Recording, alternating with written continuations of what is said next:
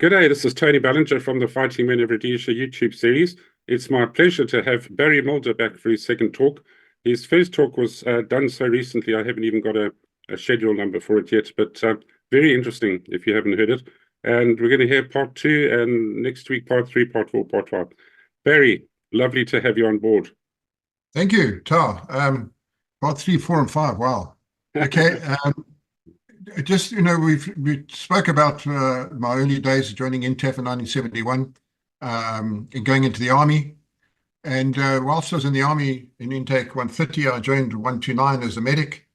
And I just recall a couple of things that happened as a medic.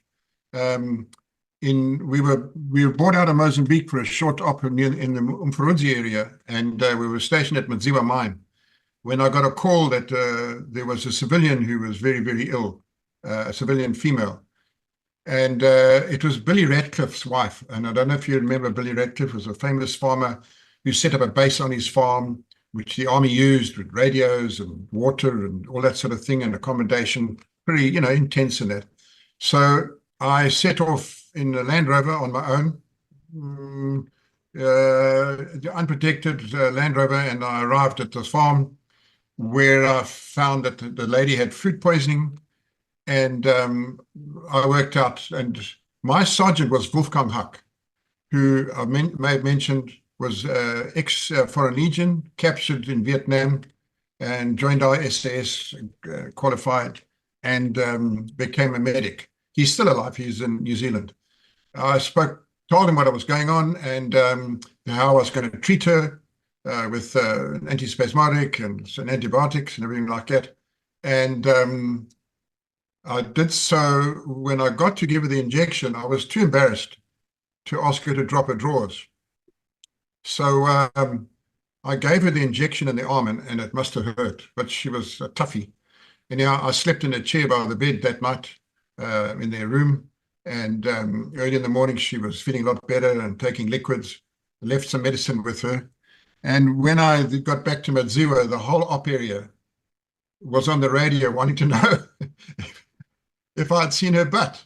Not interested in if she was healthy or anything like that. So that was the way boys are. Oh, yeah. And then in Mozambique, in 73, in about November, we all started getting the runs in our section, and we'd unbeknowingly had called cholera. However, it was dysentery that was diagnosed as, and they sent a drug called depamide, which is a sulfur drug, came down by parachute, and the dose was 1 tablet 4 times a day with lots of water. There was no water in that area. It was 73, it was the drought, but it should have been 1 pill a day. However, as we were outside Benjura on the way home, on the way back to Kariba, we were stopped, and 2 of the guys were told they'd been diagnosed with cholera, and all of us were put into quarantine and not allowed to tell anybody, and the Benjura showgrounds. One of the guys was about to get married, so that wedding was under pressure, and anyhow, he found a tiki box working in the showgrounds, and managed to get a call through to his parents. I think they were Guelo people, and it made the Sunday Herald. And we were moved rapidly to Makuti, suitably crapped on for telling people, and we were allowed to go home as we were cured. So I then had a specimen bottle, a spatula, and a couple of pieces of toilet paper, which I handed to each guy and said, right, go and provide me with a sample. We'll be testing. I didn't do the testing. We had people up from Salisbury. And Harry Harvey was amazing. He was cured the first morning. And some of the senior guys were all amazingly cured the first morning, or cleared. So the main thing is that I showed the guys how to do it. And there were cries, doc, I can't hit the stick. And they were trying to shit on the stick instead of onto the paper, and then use the stick to put it. However, eventually we all got away because they were all demobbing. It was the end of their time.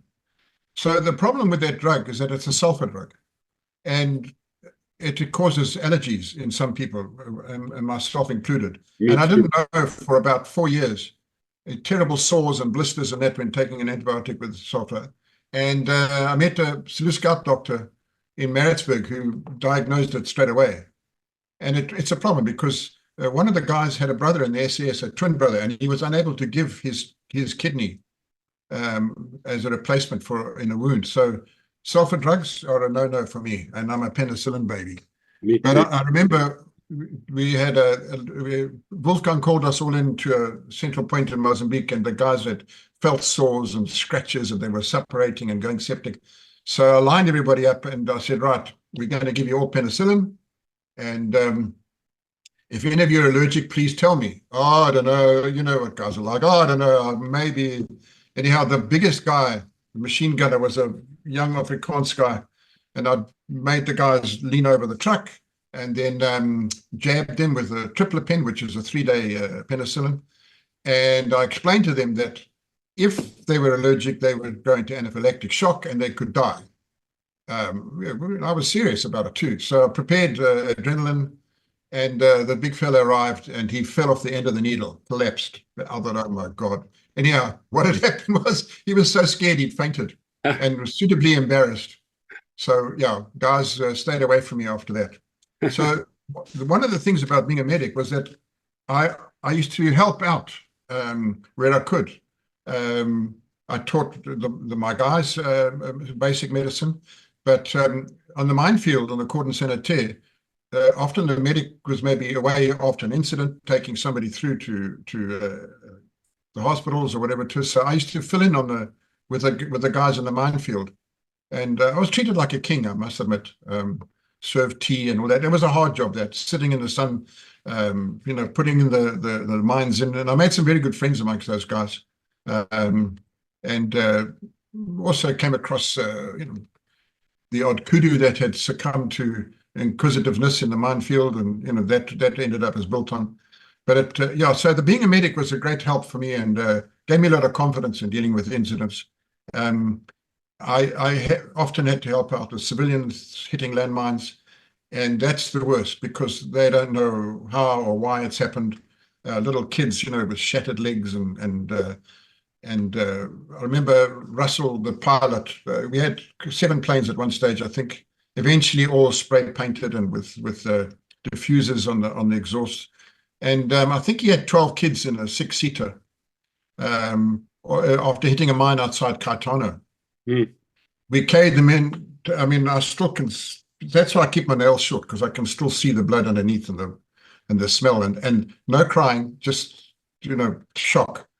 So we then jumped on the facility to create a leaflet using a rodeo machine, and drew it scrutely, and this is what the people are doing to you, and all that sort of thing. And we dropped it by air over the area. And terrorist wars where you have to react to them, somehow they found a machine that could rodeo, and they did their own leaflets after that, which was most disconcerting. Anyhow, Mukumbura consisted of 3 villages with about 6,000 people in it. They were fenced off. My guys did guards 24 hours. There was electricity through a generator based in my camp, as well as radio. FM radio was rebroadcast, and I dished out radios. It could only receive FM and not medium wave.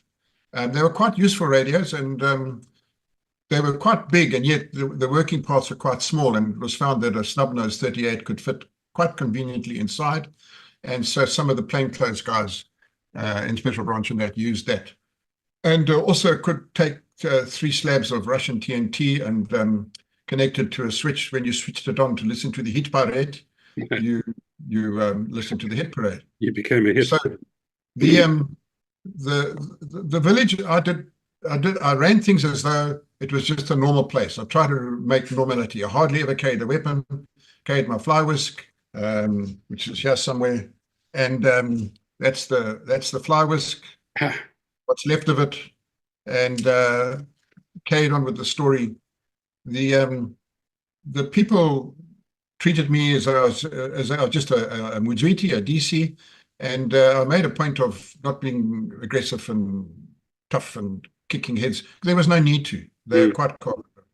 But the fly whisk, became a problem. What happened was that I'd blessed the wheels of mumbo jumbo of a truck one day, leaving Rishinga to bring people to Mukumbura.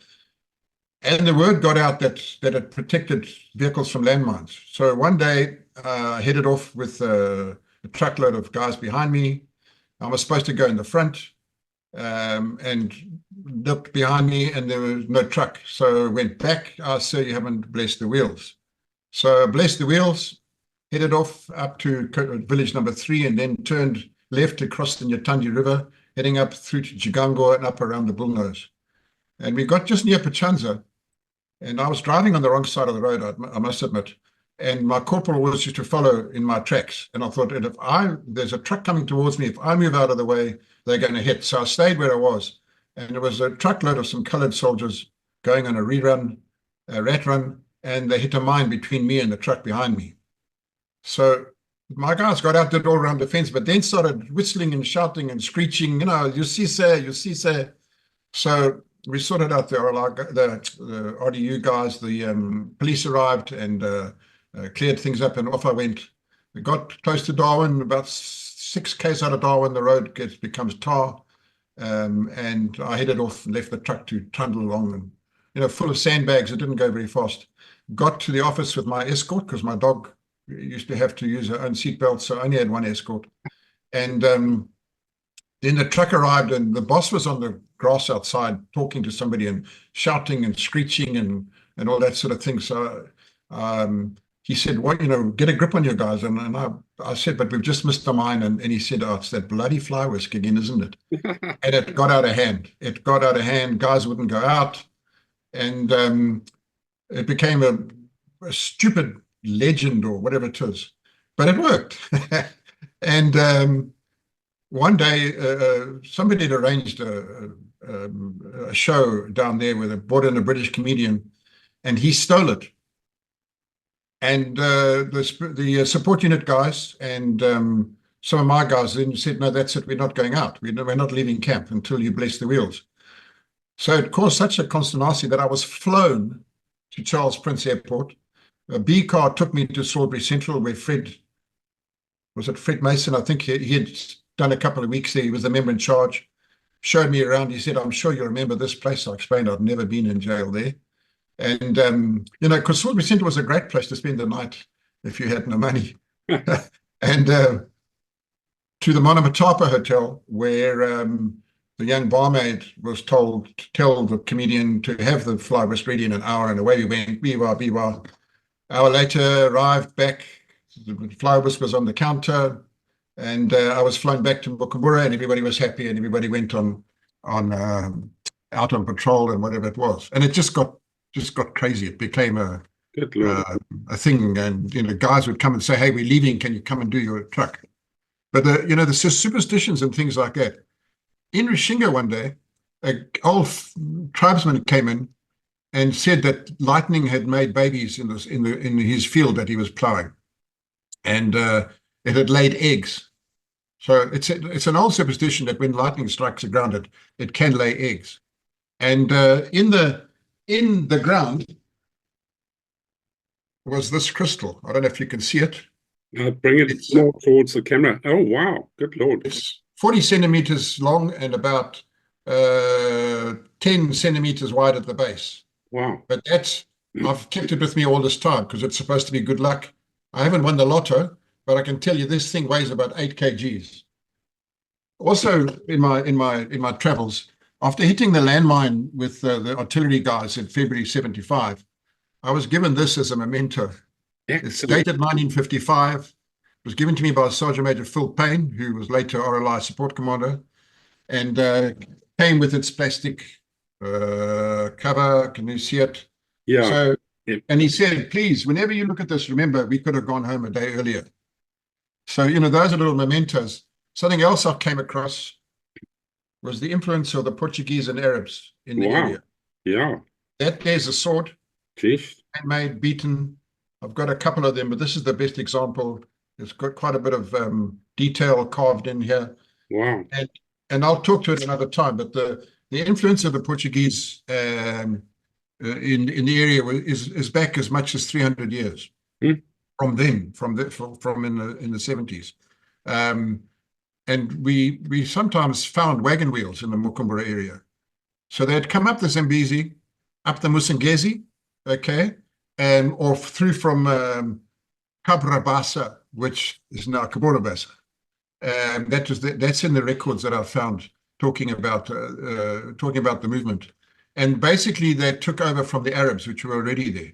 And so we one day there was very few army or anybody around, and young Steve Clutie, the guy running my Chiswiti camp, made a gun using old wagon wheels and 6-inch PVC pipe, and basically aimed this large weapon at the Frelimo camp, which, as you know, was about 80 meters across the river, painted it grey, and then used to have drill in the mornings, pretending to load it and practice.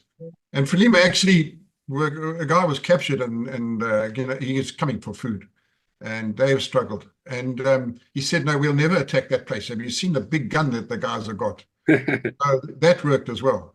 And across the way was the Frelimo camp run by a guy called Comrade Banana. He was quite military in some ways, in that he had a bugler who used to blow the bugle in the morning and at night. But sometimes he'd get pissed and blow and blow and blow. And anyhow, one night there was a couple of shots and then silence. So they had a young guy, and the guys will remember, who had one leg much shorter than the other, and he used to make beads with your girlfriend's name on it and sell them for $1. And he'd come across the river, and he was an informer, obviously. So he came across, and we said, you know, no bugler. He said, no. The commander was the Helen, and he'd been sleeping on the veranda in the heat, and he just leaned out and shot the guy. So, and he says, but nobody wants to be the bugler anymore. So for weeks there was no bugle, and we were at rest in the morning and in the evening at Reveille. So yeah, it was a strange place. The work was help the people develop. INTAF's role was to self-help, encourage self-help, and to get these people to change from being tribesmen to living in the community, which is not easy. I mean, we weren't experts at that. But we grew a lot of good crops, and we had a lot of success, and we kept the area calm.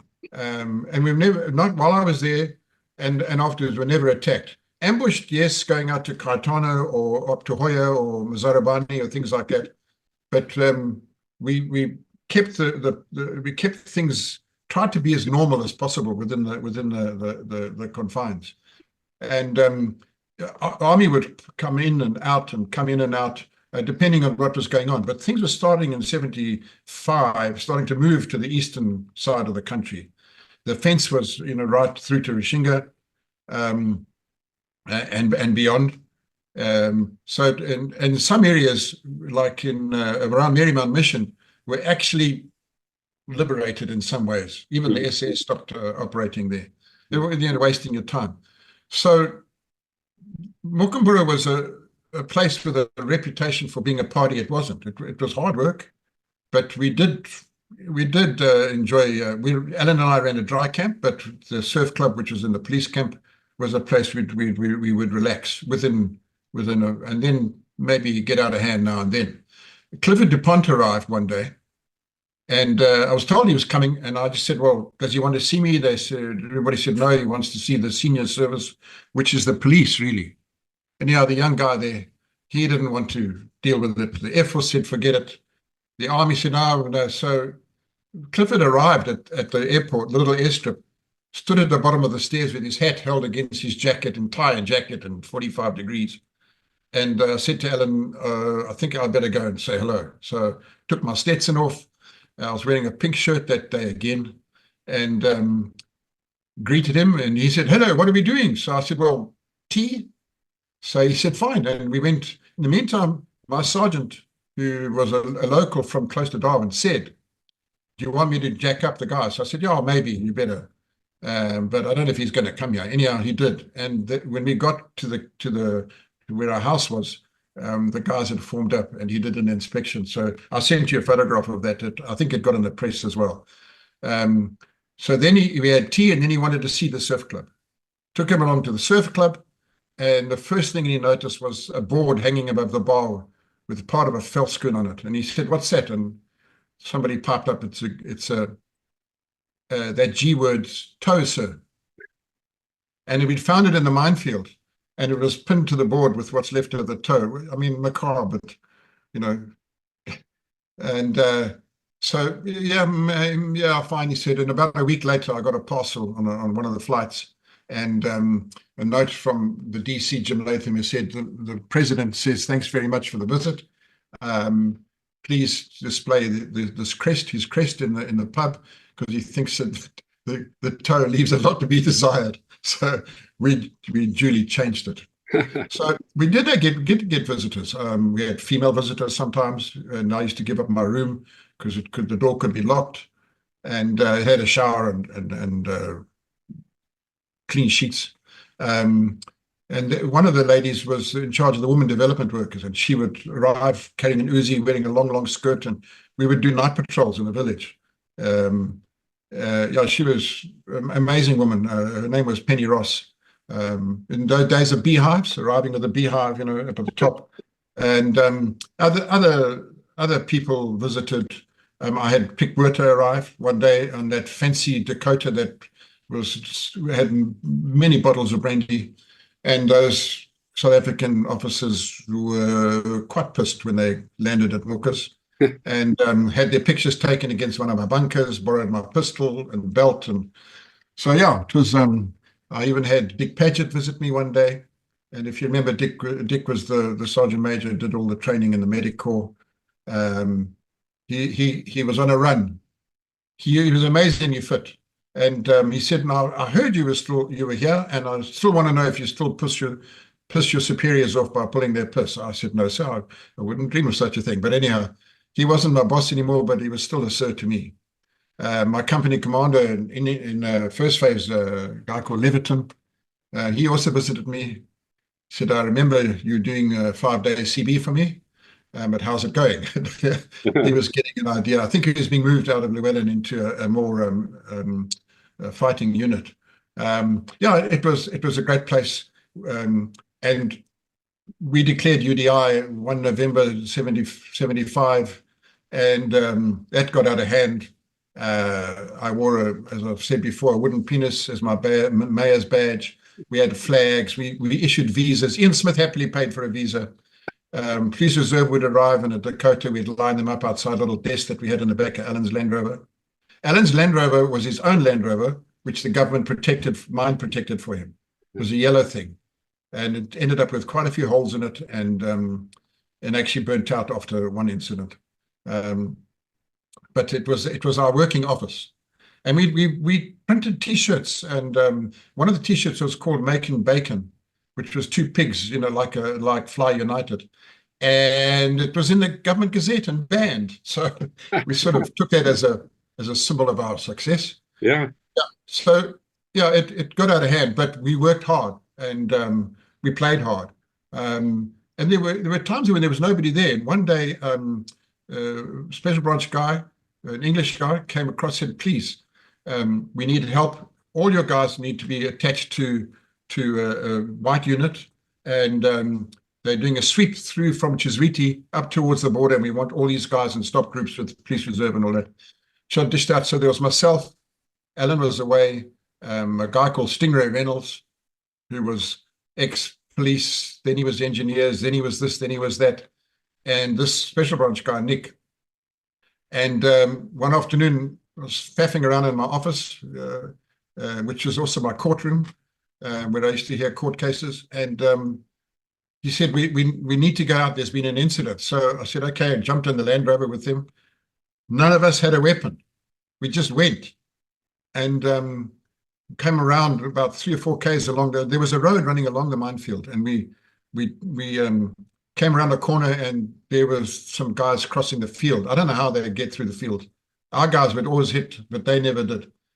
And the police reserve guys were shooting at them, and it was a disaster. Anyhow, they started chirping us and shouting and that. So Stingray got out of the Land Rover. He was sitting in the middle, grabbed the microphone, and then proceeded to sing Bye Bye Blackbird over the radio, which I was lying in the side gutter by then, just crying with laughter.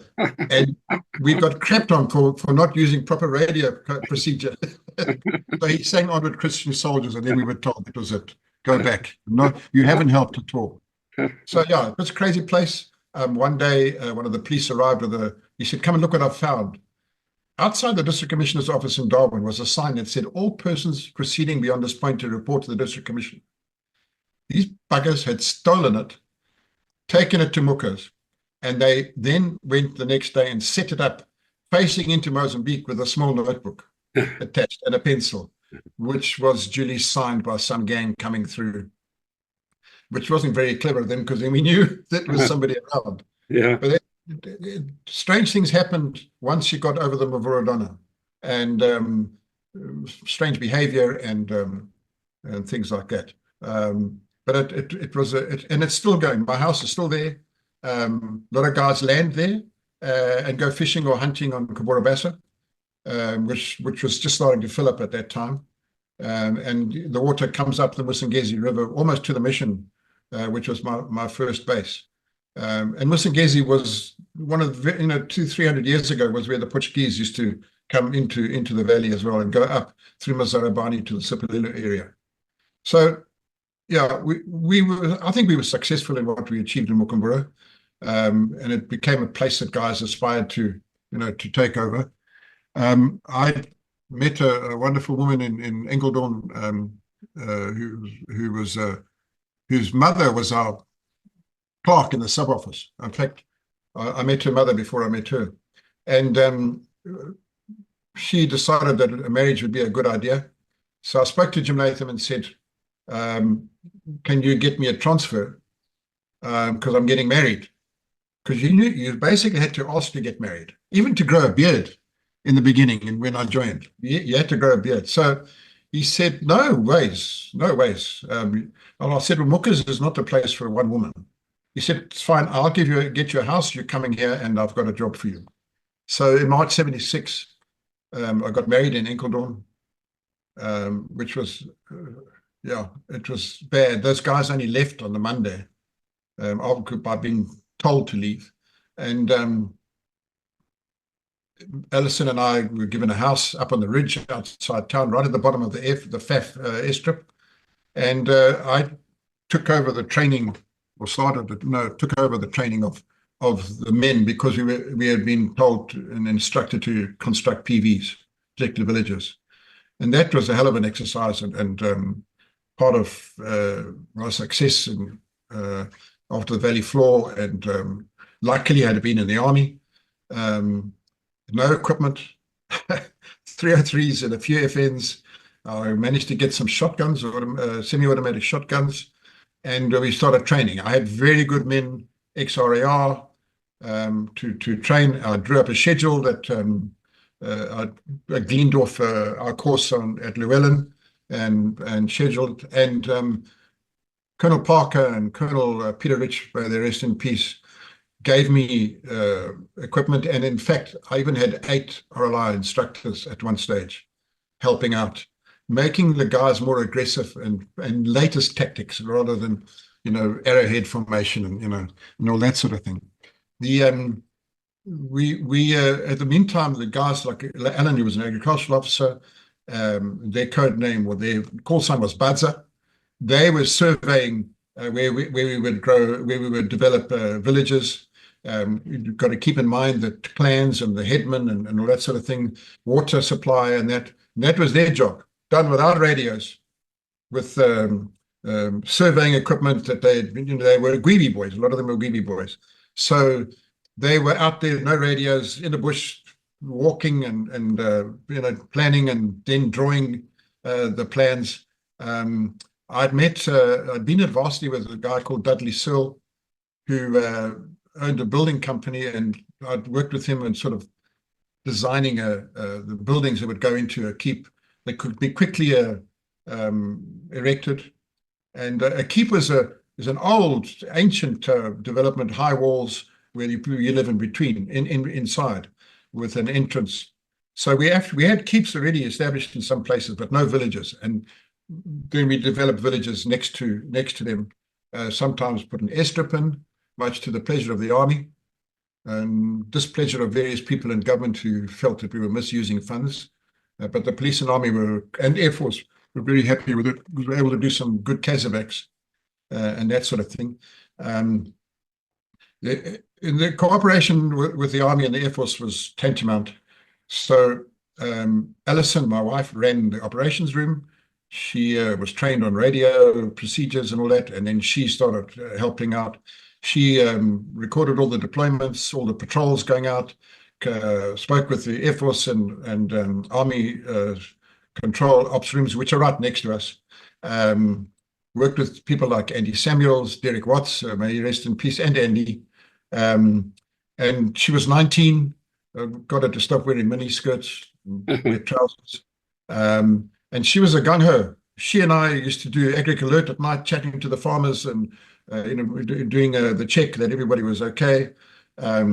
She got hold of the wives and she was the mom. The young guys would come and ask to stay the night or whatever it is, get a meal, because there was no accommodation. It was not like a hotel for coming in.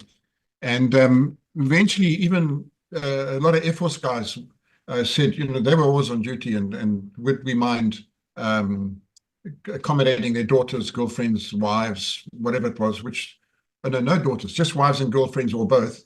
That was Ellie's role. She was the mom. Fantastic. She didn't take nonsense from the guys. She acted as a barmaid at night until dinner time, and then left. She paid off my bar bill for 6 months of our marriage. It's one of those things where if you weren't there and your book was on top, you signed for the round. And she reminded me of that for 30 years. And the thing she did was she decided maybe we should have a carol concert out one Christmas. And so she typed out all those sheets. And if you remember the rodeo machines, ink flicking everywhere and everything like that, made these sheets. We invited Army, Air Force wives, farmers' wives and everything. And I made the mistake of letting the guys open the pub earlier. And as last light, everybody was outside with the candle and the song sheet. And she said, right, we're going to start. And I think we got to song 3 and the guys were burning each other's sheets and they couldn't read anymore. And so I think it took about a year to forgive me, but I'm sure it wasn't my idea. Anyhow, Ellie was an amazing woman, and she was tough. She'd go shopping with an Uzi on her lap and a star, get to Bandura, go to the DC and say, please tell them that I'm here, do the shopping, and then book out again. After our incident with the SAP, it was a big thing of mine, book out and book in. And she carried on. She never, things that we got attacked in 1976 Christmas. The house was revved up one night, and I'd forgotten to charge the battery on the siren. I got crapped on for that by her. And she never panicked or flummoxed, but she was good pulling guys out of the chopper if they'd been injured or something like that. That was her baby. This is my favorite guy or whatever it is, and she'd pull out. And she was tough. And the Rhodesian women were tough. They were so different. They could have shown a few people a few things. Anyhow, training and part of the job, Mount Darwin was a massive area. It had originally covered from Sipililo right across to Mokosa, which is where the Ruya and the Mazoe River join. And that becomes the border up on the bottom end of the teapot on the very eastern side. It was a massive area and required a lot of development. Part of the job of internal affairs started way back in 1891, where commissioners were appointed to develop and find and get delineation going of tribal areas and that sort of thing. There were no white areas. Remember, these were tribes. And these tribes, some of them only arrived 50 years before from north of the Zambezi. Others had been there 300 years before. But they brought all their spirits and their traditions and all that with them. Remember, nothing was written down. Everything that we know has been dictated by old men to white district commissioners from way back in when Zimbabwe ruins was found, for instance. Where did it come from? And they were quite happy to tell you, but I don't think we thought, no, that's impossible. So we just didn't do anything about it in those days. And I've been there where Zimbabwe ruins with all those flat stones. An old man showed me. They used to go to those rock wallas, those big flat rock mountains that are there in Fort Vic, and they would bash in lines, crisscross lines, the rock with other rocks, and then put wood on it and burn it. And when it was really aflame and hot, they would pour water on it, and that rock would crack. And it was built by a woman. Men didn't do work. The woman carried the rocks, and I remember finding, do you know Tsoro, the game Tsoro, which is all the holes in the ground and the stones you move from anti-clockwise, and you capture the other guy's stones and all this. You can find it in Egypt, you can find it in West Africa, in East Africa. It's a game that they brought with them in the migration. Are you saying that those guys said the ruins were built by their people or by the Arabs? No, by their people. Mm. They have been designed in that, but it was designed. It was the king. It was the palace, let's call it, of Muna Mutapa, the great Mutapa or Mutata. It's two words. We made it into Mona Mutapa and Rider Haggard and diamonds and gold, but it was Muna Mutapa, and the Muna Mutapa. And I'll talk about it in another time because I'm still doing the research on it.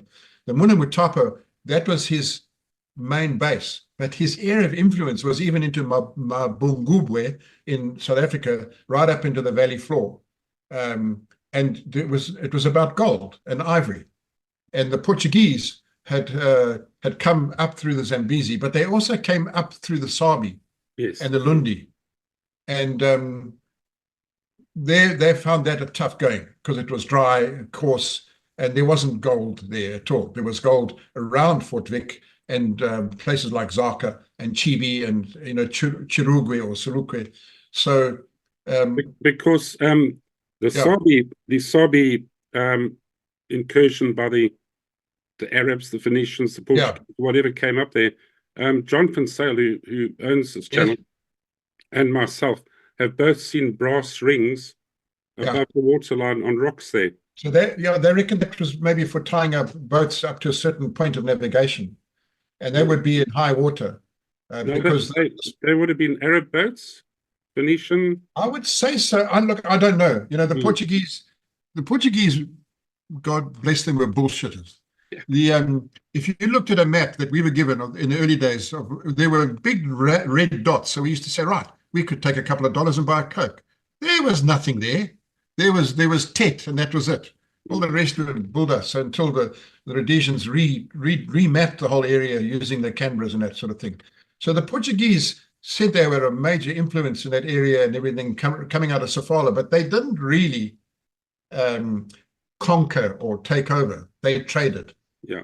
And in the Buhera district, the people there are Vahera. Now, Va is a sign of respect, or it adds plural to a word. So if you say Va, if Ishe is a chief or a praise, if you say Vashe, you're saying you're big. You're many chiefs all in one. And so the Vahera are the many people of the Hera, or the Duma, or the Korikori, Vakorikori, or Batevara.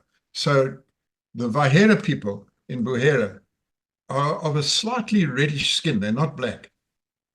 And they address you as senor. Wow. Because of the Portuguese influence. And it's, so what's different about that? People say, but that means that they mixed with them. Of course they did. The Portuguese mixed with the whole of Mozambique. Look at them, and it worked. It worked for them. The Vahera people were just different, I found. I didn't know many of them, but they were on the edge of the Enkeldorn district, and Buhera was very remote, and became quite a hotted up area. in Chisimbanji. Chisimbanji, remembers the irrigation scheme that set up, but it was an area that was controlled by the Mutata, one of his sons. And Muna Mutapa, I'm getting carried away with all this. Muna Mutapa had a sister called Nyahanda, but did she? Because it said that Chaminuka, the one who prophesied the coming of the white man, which he didn't really, he prophesied change and told Lobangula he'd be coming short because Chaminuka was a Shona. That they say that Nyahanda was his sister. So I'll talk about it in another talk, but essentially those names were spirits speaking through a medium. They existed hundreds of years before, but they were of influence, rainmakers and things like that. So Chaminuka was a rainmaker, just as Parangeta was the guy that I dealt with on the Zambezi Valley. They were rainmakers and they looked after the rain spirit. It's a hell of an involved thing. Spirits are people who existed, and our senior spirits, Mondoro, the lion spirit, they speak through a medium. And that medium, when he's possessed, speaks in a different voice, or she speaks in a different voice, and doesn't know what she said. He or she said they will be questioned by the locals to check who they are, that they're not bull dusters, because there were some, and we used them.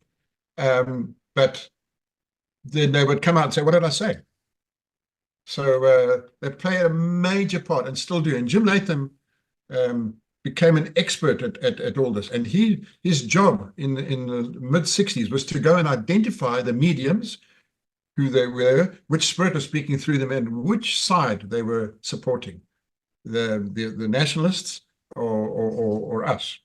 And yeah, some of them had great fun giving us a run around, but I'll talk about that on another occasion.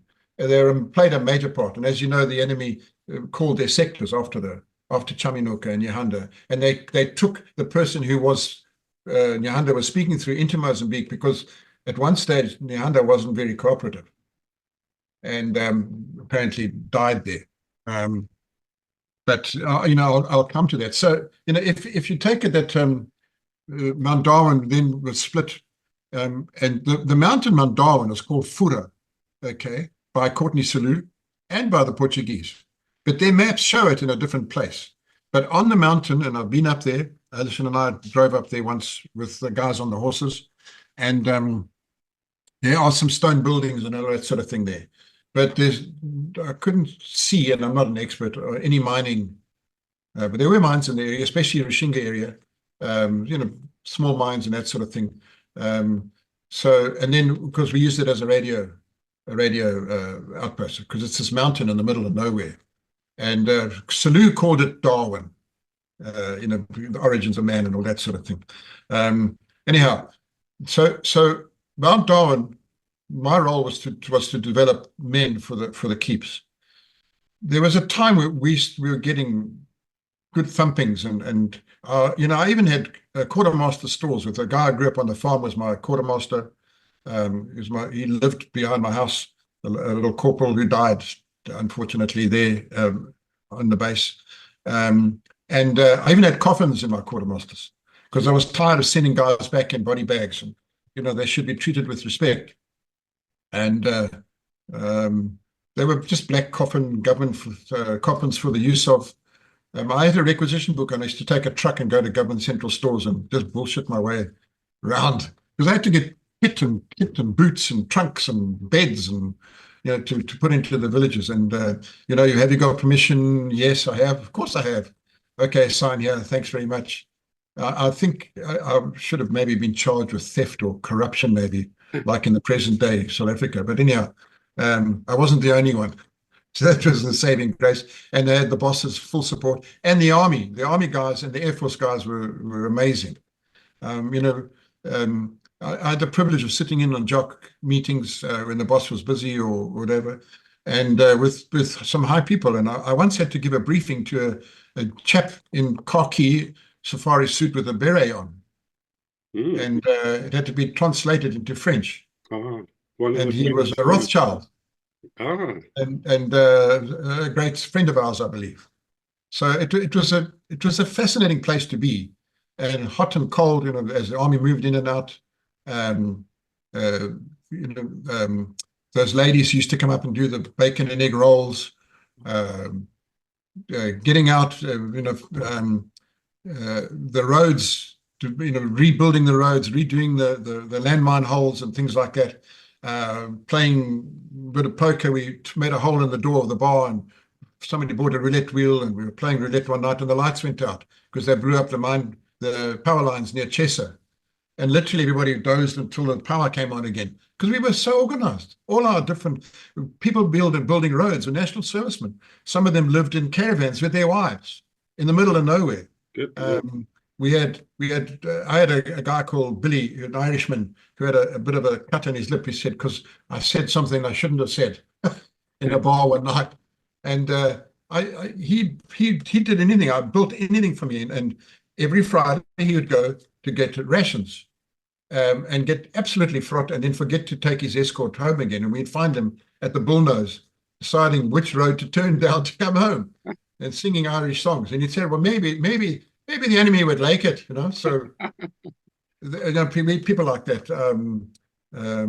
We had a guy, Geordie, who the first night on the bar that he met Alison, said, give us a bottle of piss, wench. And she said, I'm a lady. I'm not serving you. You don't talk to me like that. Oh, yeah, And good. he was flabbergasted. Anyhow, he ended up getting his bottle of pickled tripe as he liked. And he had one arm short on the other because he didn't always pay for rounds. But they became the best of mates. And the guy slowly started becoming Ellie's protector. She was we'll look after her, we'll look after her. And the night we got revved in the house, Big Al jumped out from the house next door and shouted, everything okay? But he just had his huge pair of Airtex jocks on, and he'll kill me for telling you this. And he took a dive straight on a sisal patch with huge red spots coming out. So he didn't think that was funny. Anyhow, he came and sat in the lounge with us. The pilot had spent the night there because he was told they were going to rev Rishinga where he normally stayed. He stayed the night with us. A guy called Cameron, who's now passed on, he was going to take them on, and he leopard crawled towards them with his white dogs bouncing around, and he came up with shrapnel in his face, and then we finished off 2 bottles of bowls and a bottle of Missouri orange juice. Good Lord. That was what it was like in Mount Darwin. My phone number was number 1. I was at the bottom of the airfield, and the Air Force used to sometimes hover over the house, go out and say hello and wave, and so we became part of the community, just like them, and tried to be normal. But then in beginning of 77, I felt we needed to be more aggressive in our approach. We couldn't walk around just kissing ass and always reacting to the. We needed to get dipping going again. We needed to get schools going again if possible, especially dipping. And so we formed started a thing called the Administrative Reinforcement Unit. The idea being that take some good soldiers, train them up to be more aggressive, better weapons, radios, vehicles, and get out there and skull bash if necessary, and which is a terrible word to use, and get things going again. And that's when I also got RLI guys attached. And eventually, I wasn't the only one developing the idea. There were others. Jim Latham and the provincial commissioner supported it. Ant Finn, who's now a famous artist, he took over from me, and I shot off to university in 78. And they ended up administrative reinforcement units. You've interviewed Donnie Skolts, who was the commander of one, and they had some good times. When in the vacation at 78, 79, when I came back from varsity, I was at Trelawney. I had, I think, 23 horses, 30, 40 guys, a reinforcement unit, ARU, under Bryn Price and Mike McDonagh, may he rest in peace as well. And we started taking it back again. And it was martial law, which I resisted. But my guys, it says martial law, sir. So I worked with amazing guys. In 76, when I was receiving my commendation, which I wasn't expecting, and which I wear now on the Oliphant, on 59 guys got commendations and can wear the Oliphant on their General Service Medal, but not everybody got a General Service Medal. If you were regular INTAF and weren't in the Army, you didn't get one. There were some 5,000 district service medals given to district assistants, and about 1,600 general service medals to INTAF guys. But one of the guys who got a medal was a guy called Corporal Jack, who one day had to take out a whole lot of men to a new PV, dropped them off, and on the way back, him and his escort. That was it, no radio, just one guy sitting in the back, and they hit a mine. And they hadn't booked in at 6 o'clock or so, and we couldn't, no explosion had been heard, anything like that. Anyhow, Corporal Jack was a tough little bugger, old man. And about 9 o'clock at night, I got back from the ops room, and Ellison was already in bed, and there was a knocking on the door, because we didn't always close the gate. We were a bit slack. And she jumped out, grabbed her Uzi, had my shotgun, and I said, who is it? And he says, it's Corporal Jack, sir. I'm sorry, sir, the truck is fucked, sir. I'm sorry, sir, I'm sorry. And he was more worried about the truck and getting into trouble for it. Yeah, he was amazing. And I had another guy, Corporal Purcell, who lost an arm in a landmine when the vehicle landed on his shoulder and literally cut his arm off. And Corporal Purcell couldn't march because he went around in circles. If he walked, he was fine, but if he marched, he went around in circles, which was much amusement, and he was very embarrassed about it. But I used him to organize food and messages and that amongst the guys. And I had another guy, ex-RAR, Malaya. We were traveling to Marymount one day, just him and I and a payroll. And we got to this little river, and he said, no, sir, I'm not happy, stop. Got out with his, I borrowed an FN for him, and he walked through the bush and around. I'm not happy, something's not right. Something's not right. Anyhow, let's go, let's proceed. I think I remember him using, let's proceed slowly, sir. And we went through the sort of river. It wasn't very rocky and that sort of thing, up the slope, around the corner, and just maybe a kilometer further away was the police camp and my keep. And the sport unit truck came around the corner going down the slope. And, hello, how's it? And they hit the mine that was in the water that he felt funny about. And when they had feelings, I had feelings. And I always respected their let's go this way, sir. Go left, go right, Should always listen to them. I don't know how to, they had, I don't know, some skill. So, yeah, Darwin was very interesting. I didn't do anything out of the ordinary, I don't believe. I'm thankful for the praise that I got. And the experience of working with those amazing guys in the Air Force and the Army. And I'm still friends with many of them. Many of them have passed on now. And I'm forever thankful for the equipment that we were given or stolen, or and the help that we had, and for the respect that they showed my wife as well. And then Henry Kissinger came and interfered. And Ellison said, I think you should think about finishing your degree. And Jim Latham and a few people in INTAF said, yes, go. We were encouraged to stay on and to do something about being useful after the end of the war. But that was 77, if you remember. And we were still burying guys in 79. So I went to university, and on the basis, I had a little bursary and took 6 months leave pay.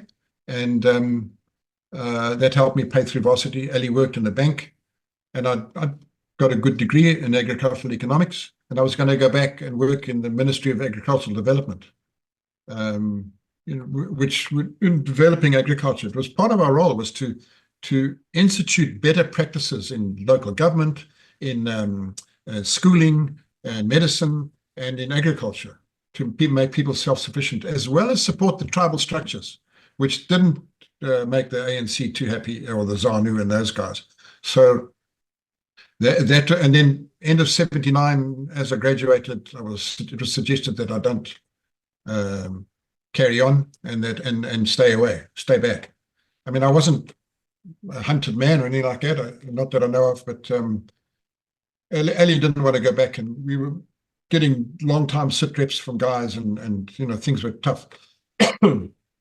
And some of the guys that were working with Pafura Wevano, and they were having a tough time as well. So I stayed away. What did it feel like being at university in a normal atmosphere when you'd come from all that madness? What was that like?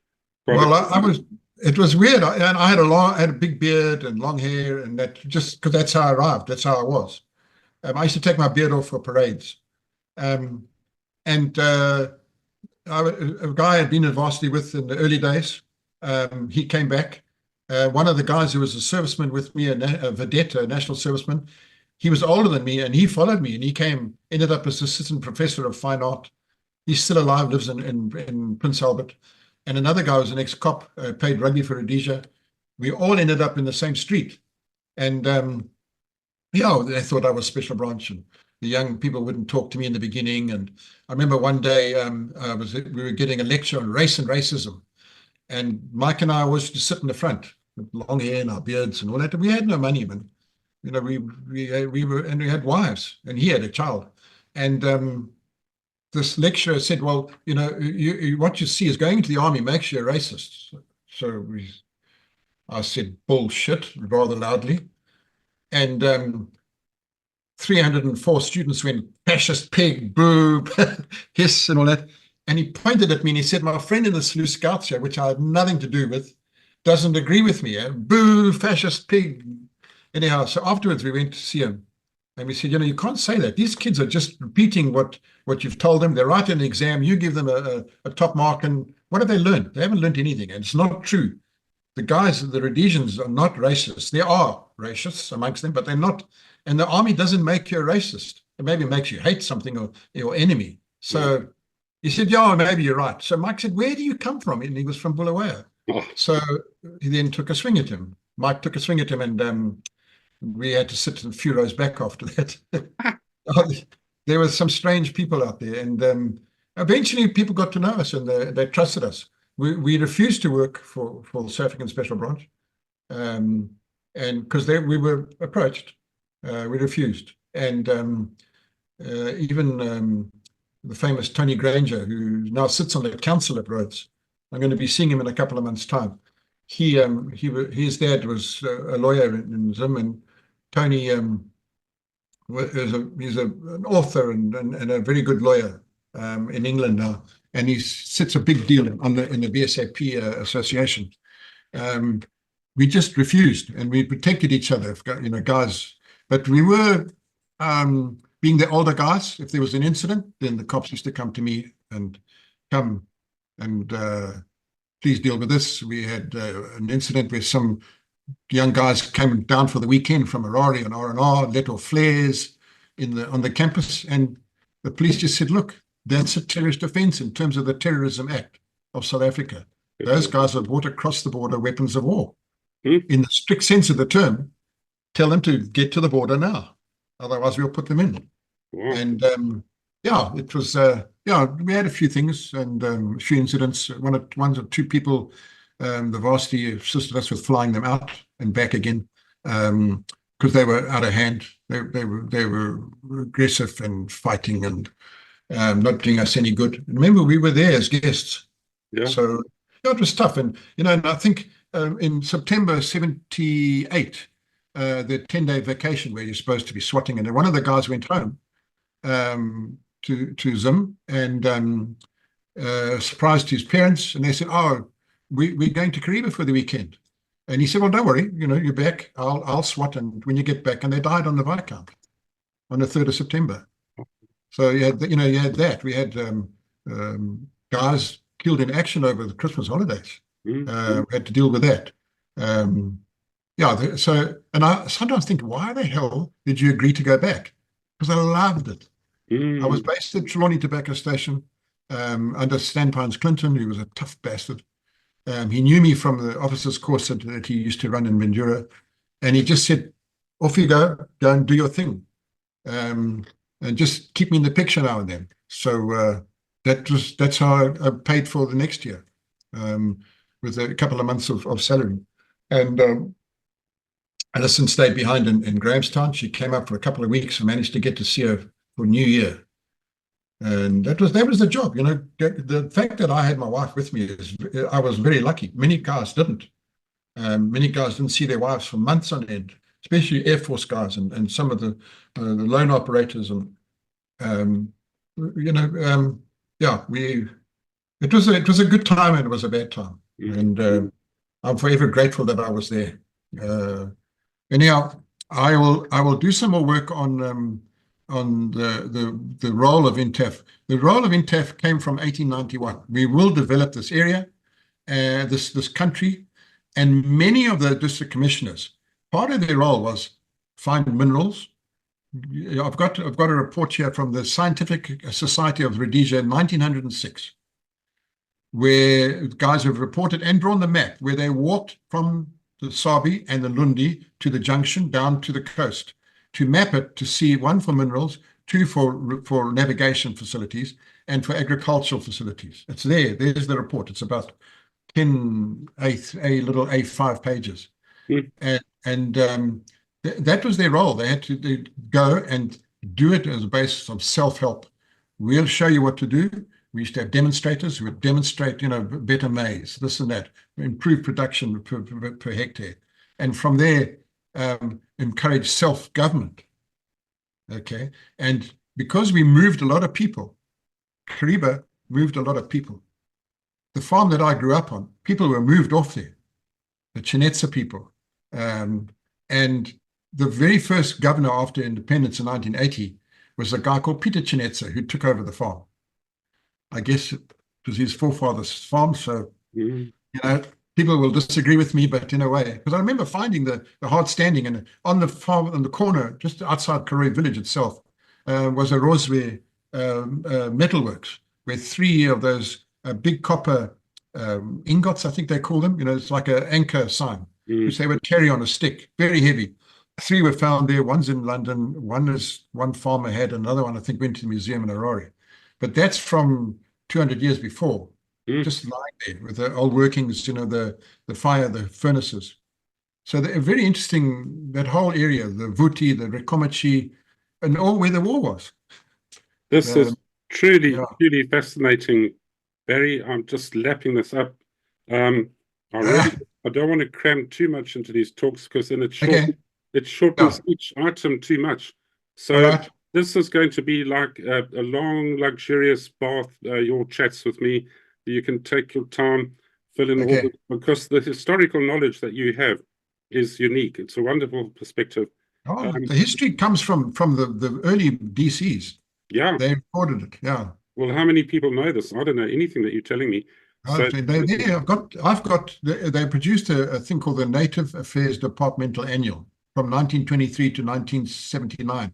Right. And I've got a copy of every single one, some of the originals. And so those guys, and this is the type of vegetation you get here, and this is that. And here's the story about why that guy was called Ingerere, or they called me Matrimbe.